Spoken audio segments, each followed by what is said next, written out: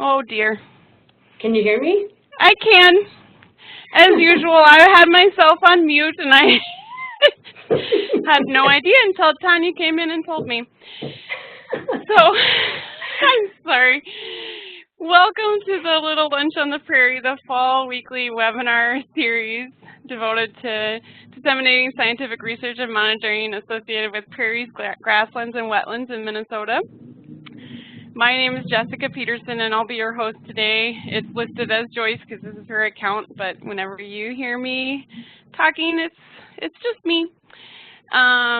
If you'd like to ask a question at any time, feel free to use the chat box. Otherwise, y'all are muted. So rest assured you're not the only ones, despite it looking like there's nobody else in attendance. Apparently it improves the connectivity if I have you all hidden from each other.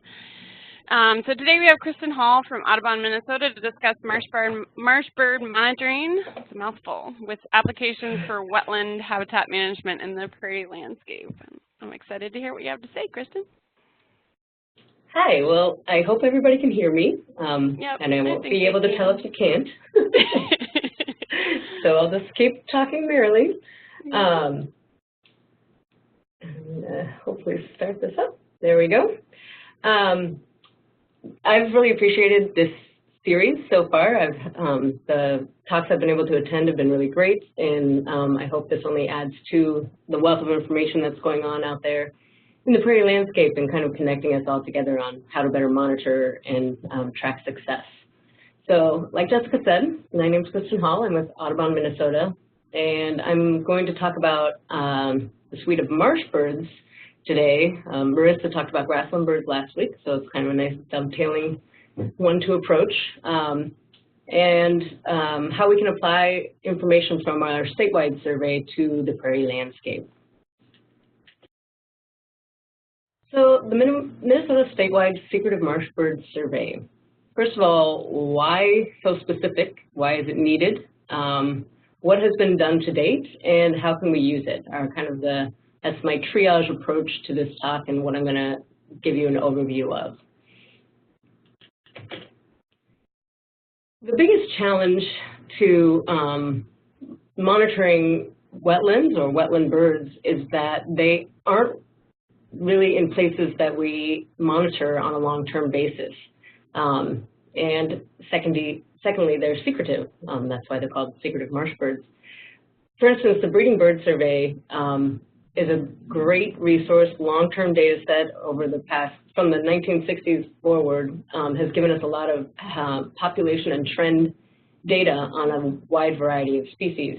Unfortunately, because of the way the survey is set up, it's a roadside survey, and it's just stop and passive listen survey, it is insufficient at detecting any secretive marsh birds. Likewise with eBird, which is actually becoming a really great resource, doesn't have a standardized protocol attached to it that you can really determine population level statistics from.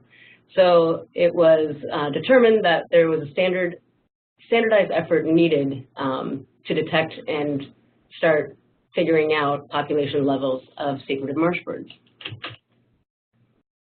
Just to kind of give you the whole story rather than a part of the story, in 2009, I believe, the Migratory Bird Joint Ventures Marshbird Working Group or Waterbird Working Group recognized a need for filling this gap of information. We have a lot of waterfowl information, we have a lot of land bird information. Water birds was a complete black hole. So a lot of effort was put into rolling out a protocol that was standardized, and it was first done as a pilot study across refuges nationwide. Once the protocol was finessed and refined, a couple of states took on the charge to roll out the protocol statewide.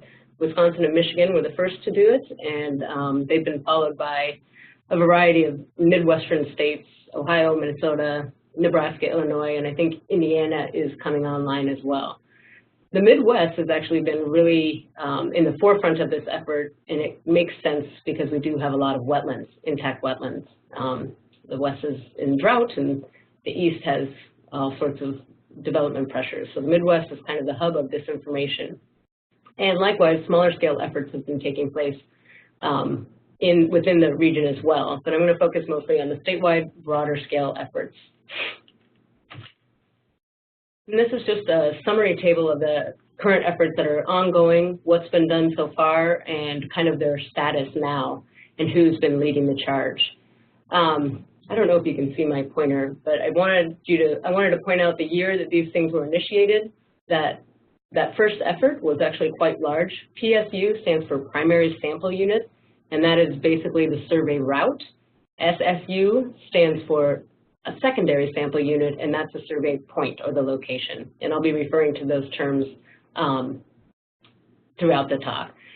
But if you look at the year it's initiated and the amount of effort that went in, and then you look at the current status, many of the initial efforts have been rolled back, scaled back, and that is due to difficulty finding long-term funding for these types of efforts. And I think all of us recognize monitoring is always the last at the line when it comes to funding. So as part of our effort, we wanted to just figure out how we could make this a long-term sustainable survey, similar to what the Breeding Bird Survey does with volunteers assigned routes over a long-term period of time. So in our approach, we used both hired and volunteer surveyors. And of course, we had funding for the first 2 years of our survey, started last year, and we finished our second year in this breeding season, and we had a large-scale effort. What will become of this survey after our funding is over in June of 2018 is still up in the air. So in general, the monitoring goals, the reason why so many states are interested in rolling out this effort is to create compatible efforts and increase the scale of analysis. Because these birds are so hard to detect, you need a lot of surveys and you need a lot of area to be surveyed in order to estimate the population trends and status. We also wanted to use this information to better inform or guide wetland and marsh habitat management and better inform harvest regulations for any game species that are also monitored. So this picture and map is probably my least and most favorite image of Minnesota. It looks like we threw a chain link fence on the top of it and gave it the chicken pox. But I'm sure most of you can recognize the 4 basic ecoregions that we have within our state. We have the boreal hardwoods, the boreal hardwood transition, the prairie pothole range, and then the tallgrass aspen parkland range. In order to use a standardized protocol, we also had to use a standardized site selection methodology, and it was developed by Johnson in 2009 in tandem with the pilot study. And that's where we get the primary sampling units and the secondary sampling units. We had to use a random, stratified random sampling, and what we chose to do in the state of Minnesota was to stratify by ecoregions. Wanted to make sure that each ecoregion was represented proportionately to the amount of land that ecoregion takes. So you'll notice, for instance, in the tallgrass aspen parkland region, we only have about 3, maybe 4 surveys that took place in that region, but it's the smallest region in the state, whereas you see many more sites going in the boreal hardwoods, for example. We also were able to select our specific criteria on getting the points available for us to choose randomly. We used the National Wetlands Database Inventory and all public lands that we could access. And we also incorporated wetlands that were within 100 feet of roadsides. And that was to try to get some semblance of an idea of any private lands that might be represented. Because we're trying to do this survey in the long term, we didn't actually look to do surveys on private lands where land ownership may change and permission might change over time. There is some research that supports a roadside approach when you're in the right habitat is negligible as far as the results, so we decided to add that in. And then, like I said, we used that random, stratified random sampling, and each of the sites had to be ground truth. So not only do you have to make sure they're accessible, but you also have to make sure it's the appropriate habitat. Just because it shows as a wetland in the National Wetland Inventory Database doesn't mean it's a wetland actually on the landscape. And we also took course level habitat analysis at each point. So that was just the site selection side of it. And it took quite a bit of work to get that portion done, and then you have to figure out the survey and train all your surveyors to do the survey protocol the same way. So this is the Conway protocol. It's one most commonly used, especially in the US. Canada has a similar protocol, and we're working with them to figure out how we could potentially dovetail both types of surveys for a broader level analysis. But for Conway's, it's a call playback survey method. So the first portion of the survey is 5 minutes of passive listening, and then the second portion of the survey is 6 minutes of callback, and that's 1 minute per each focal species. You spend 30 seconds of that minute broadcasting a call of that species, and then 30 seconds listening for a focal species response. Each survey location was surveyed 3 times per season in predetermined time windows. They had to be within 10 days apart, and they had to be in the beginning of the breeding season, middle of the breeding season, and end of the breeding season. And part of that is to capture various levels of activities of these birds. They seem to call earlier in the season when establishing territory, and then it tapers off once they are on the nest, which we did find to be true. The last session of most of our surveys was pretty quiet. And then one of the modifications we did to the protocol was we actually ran the survey. Conway suggests running it. If you start running one location in the morning, always do it in the morning, and same for the night. We actually did flip-flop. So we made sure that we got a morning and a night representation within our 3 tries, and then the third time you could pick whichever you preferred. Because of the weather challenges and getting to these remote places, we wanted to make it as easy as possible. Likewise, some birds are more active in the evening and some birds are more active in the morning. So these are our 6 birds, our 6 focal birds that we focused on for the Minnesota statewide survey. It's a similar smattering of the focal species as you go across the states that have done this effort. For example, Wisconsin has the king rail in their focal species. We do not have it in our focal species because it has not been in the state for a long time. When we did training, anybody who heard or saw a king rail was highly encouraged to document it, but it isn't one of our focal species. So this is our sixth focal species. We had 3 rails, 2 bitterns, and 1 grebe. And then we also had 14 secondary species. And these secondary species were selected for a variety of reasons. For Audubon's purposes, some of them are stewardship species or species that we want to find out more information on, like the black tern. We included the sandhill crane as well to find out any information for hunting efforts that have been proposed and are ongoing in the northwestern portion of the state. So various reasons for the secondary group of species. But in general, the surveyors just had to pay attention to 20 species, which when you're considering doing a bird survey, that's actually pretty manageable and pretty trainable. So it was workable with a volunteer group of birders who are interested in surveying for something different. So like I said, this is our 2nd year. We just finished up our 2nd year at the end of June, kind of ran over into the middle of July for some habitat analysis. So my data analysis portion is just kicking off. Part of the reason I decided to do this talk was to make sure I could force myself into doing some of the analysis. And it worked, but I've still got a lot to do. Just as a general summary, we have 57 primary sampling units or survey routes throughout the state. And within those survey routes, we had 526 survey locations. Each of those was done 3 times for 2 years. So in total, we did over 3,000 surveys. Each survey counts as an independent survey effort. So it was quite a Herculean effort, and it took 37 volunteers and 3 hired surveys, myself, a coordinator, and a volunteer coordinator to get it done, which is why that funding issue becomes pertinent as you try to monitor ongoingly. And then here's some of just the species data to summary. This is statewide again. I do break it down into the Prairie pothole and tallgrass aspen parkland region in just a minute, but for all of our observations, our primary species were detected within 27% of our observations. 50% were for secondary species, and then we had 23% where there was no data observed during this survey.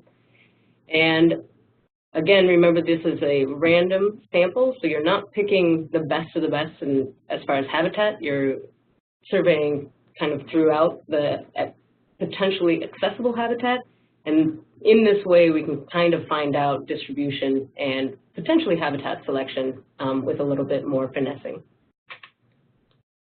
And then this is just the overall results for our primary species observations. Of our 6 primary species, the Sora was the most often detected. We had 438 detections, followed closely, or not too closely, but followed by the Virginia rail. Virginia rail happens to be one of those species that responds very well to call playback. So using this methodology, we also have some caveats related to species detectability and species response to the methodology. Yellow rail, for instance, might not be best surveyed under this methodology. We only had 7 observations statewide, and they may be a species that you survey more for in the actual nocturnal hours in the night rather than in the crepuscular hours. And then these are our secondary species observations. A couple of things to note and need to be teased out. The 2 largest categories, or 2 of the largest categories, the yellow wood-headed blackbird and sandhill crane, are also flocking species. So I know with the yellow-headed blackbird, there are flocks included, and same with the sandhill crane. But this is just to give you a representation that the survey was successful. We were finding primary and secondary species as we went out, and there's a lot of data teasing left to be done. Now, how does this all relate to the Prairie Plan and our efforts to monitor or figure out what our successes are and what our stories are in our prairie conservation efforts? The white kind of vertebrae in this map on the side is the prairie focal areas, and I didn't break it down into complexes or cores or corridors. I just wanted to show it as simple as possible, so I'm just calling it the Prairie Conservation Plan focal area. And the green dots are all of our waterbird survey points within the Prairie pothole region and the tallgrass aspen parklands region.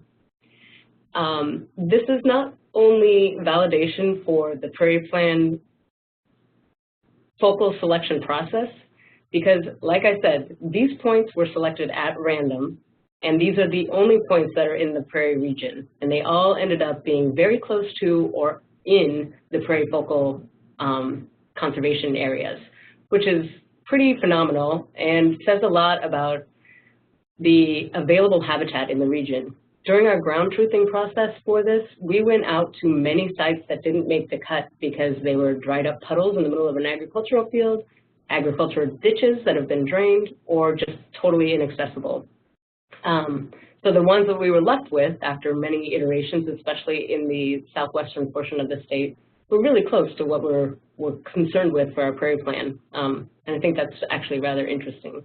But it also gives us an opportunity to look at ongoing monitoring data. One of the first iterations of the Prairie Plan tried to say, let's look at ongoing monitoring work and see if we can tell the story of the Prairie Plan. This might be one of those opportunities where it actually aligns, and it was pretty accidental, which is pretty amazing. So we had 16 primary sample units or routes within the Prairie focal area and 127 individual survey points. And then this is just to break down. I only went through the primary species observations within this. And again, we have good response. We had good detectability of our focal species. The yellow rail was only seen or observed once in this region, which is disturbing because, again, I'll kind of circle in. In this region, we have an important bird area that was designated because of yellow rails. We've done some extensive surveying up there in 2012 to 2014 and didn't hear a single yellow rail during that time. Again, this survey effort on the statewide basis is showing that yellow rails are not either not well detected or they are not doing well in our state. So these are raising issues for us to maybe do future monitoring on yellow rails or figure out how we can monitor for them better. You'll find that as a theme throughout this. But in any case, there are differences between how the Prairie pothole region shows representation of our secreted marshbirds and how the rest of the state did. I haven't broken it down into all 4 regions yet, but I am sure that there will be pretty dynamic differences between the birds that are in each of those regions. Like I said, this is preliminary analysis. It's only the beginning. We're looking at survey suitability and long-term goals for figuring out the baseline data for this suite of birds. All of our data that we've taken to date has been added into the Avian Knowledge Network online, and that's where everyone who has participated in the statewide Marshbird survey is archiving their data. And we are also allowing for a broad-scale regional analysis using our data so that we can roll it up into population estimates on a large scale. This effort was being led by joint ventures, and it's stalled out a little bit, but I think we're still pushing forward to get the analysis more comprehensively done. We'll use these results to better refine the methodologies that have been laid out. If there are changes that we see in detectability, or if we find that some birds aren't well represented, maybe we shouldn't include them, those types of things, for instance, the yellow rail. There's also the habitat data portion of this work. And each of our points, we took some coarse habitat data, and then we also tried to verify it by having a consistent observer take as much habitat data at all the points as possible. And we'll be doing some analysis on that to find out if there's any validity in expecting that a volunteer can not only survey for the species you expect them to, but also take detailed habitat notes. We're also looking to incorporate detailed habitat layers for GIS analysis, and then the comparison between ecoregions on where we can focus and prioritize our wetland protection.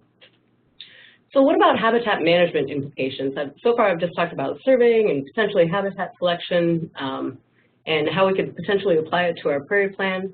But the management implications are something that I think we really need to think about and see if the suite of species and this type of monitoring is applicable. Fortunately, there is a graduate student working on her master's with the Cooperative Fish and Wildlife Research Unit. She's one of David Anderson's students. Her name is Nina Hill. And she was instrumental in helping us get our statewide survey off the ground. She helped us participate in trainings and things like that. And she's also been in touch with me, giving me information on what she's finding. And her research used the same focal species and the same methodologies, but looked at the response of secreted marshbirds to invasive hybrid cattail control in the Morris district. So all those pink dots are her survey locations. She worked with Sarah out of the Fish and Wildlife Service, and they worked on waterfowl production areas.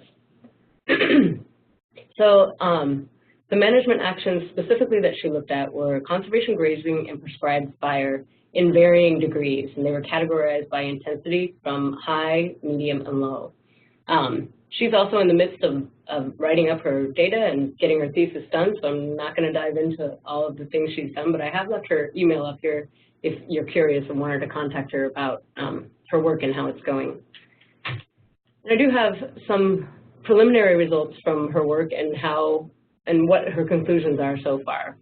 She's just diving into some really detailed plant response analysis, and I just stayed on the bird level.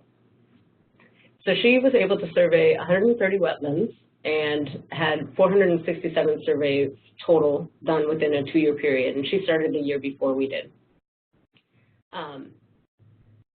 Similarly to our statewide efforts, the Sora was the most commonly detected focal species, followed by the American bittern and pied-billed grebe. For our statewide level, we had it flipped around. It was pied-billed grebe and then American bittern and then Virginia rail. So similar findings in her survey, from her survey to ours. She had no yellow rail detected, although it was a focal species, but yellow rail or more sedge meadows species, and she was actually surveying in cattail habitats for cattail control response. So it was expected that they might not find any yellow rails. As far as what they're finding for management response by these birds, it seems that the vegetation characteristics of a wetland are more likely the influencing factor besides the treatment or the intensity of the treatment. So as much as we would like a prescribed management regime to say this wetland will be managed for secretive marshbirds and we'll do it in 1, 2, 3, I don't think that is going to exist. But there is specific vegetation characteristics that we can manage for using fire and conservation grazing iteratively to manage those areas. And then each of the species, each of the focal species has specific habitat requirements and relationships. Some prefer larger wetland complexes, some prefer the hemi-marsh, things like that. So it's important to know what species you're managing for as you implement these management techniques. So I kind of blasted through quite a bit. I have a lot to do. Still with my analysis. I've also scheduled myself to give a summary of the statewide information at the MOU paper session in December, as well as at the Midwest Fish and Wildlife meetings in January. So I should be farther along in my analysis, and as things come out, I will definitely keep the Prairie Plan crew in touch as to what I'm finding. But in the long-term goals of this survey and how we can keep it going, just establishing these surveys takes a ton of work. Each state that I've talked to and that has helped me out in doing these things has shown their exhaustion by getting them set up and training the volunteers and keeping everybody going. And it really is a structured protocol that's significant. It's a significant investment. But it is a group of birds that should continue to be monitored for because they're missing everywhere else. The efforts on this front would need to continue, and some of the ways that we at Audubon have thought about doing it is potentially offering training on these techniques to various agencies if they haven't had it before, and they can start adding new points to our data sets within the AKN, so we don't have to manage the data, they can manage their own data, and add to the database, add to the data set. And we're talking to various agencies in the Joint Ventures Waterbird Working Group as to how we can make that happen.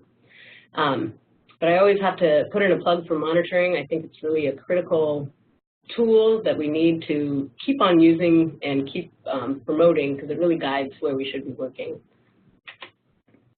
And I believe that is the end, and I'd be happy to take any questions. Of course, I would be remiss in not thanking all the volunteers and staff that have worked on this project, as well as our funders, both the Great Lakes Upper Mississippi Joint Venture and the Environmental Trust Fund have given us funding for this. So thank you.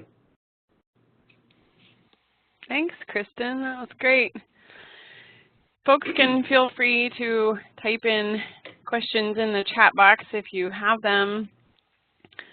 I just had a question about the volunteer efforts and how that was organized, and I think you mentioned you have a volunteer coordinator, but how did you reach those people, and just if you have any other thoughts about, I guess, how it worked or how it went, whether or not it was worthwhile.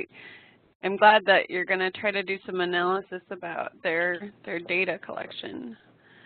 Yeah, it's actually, we had a good resource because we had just finished up doing the 5-year survey effort on the Breeding Bird Atlas. And the Breeding Bird Atlas is, we had 800 people volunteer and contribute data to that. So we had a large pool of avid birders in the state that we could contact and ask if they'd be interested in the new survey, a new unique way of birding.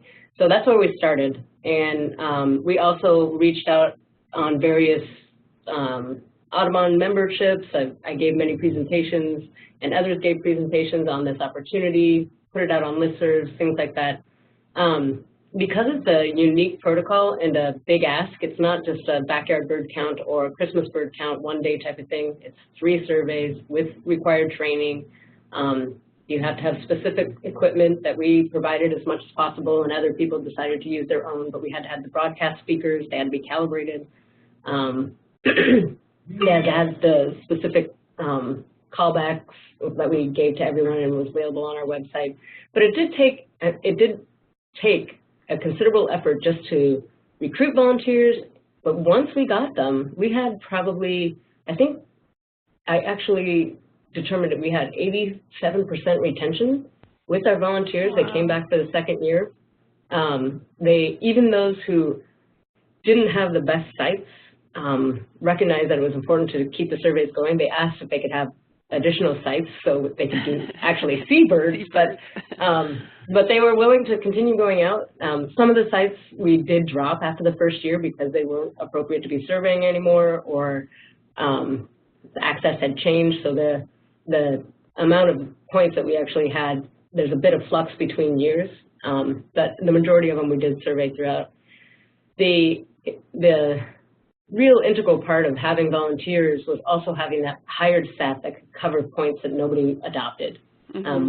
We had an adoption process, so people could say, oh, I live right here, I've got a cabin right here, of course I'll do that, it's no problem. But there are many areas that wasn't the case, and we needed to have coverage. So we were able to send out staff to those areas so we could make sure that we got consistent coverage between both years.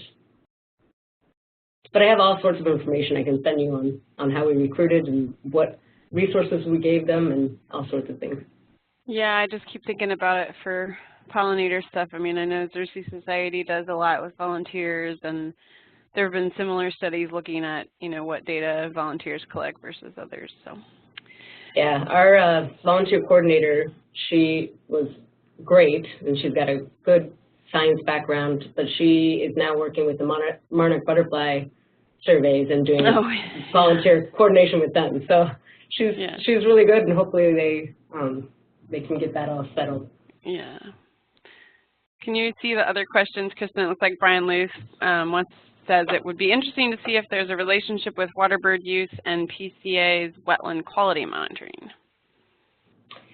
That is actually, there's a couple of different things that I'm looking into adding to so when I talked about adding different layers of habitat information to our survey results to find out if there's anything, that's one of them. The shallow lakes monitoring is another.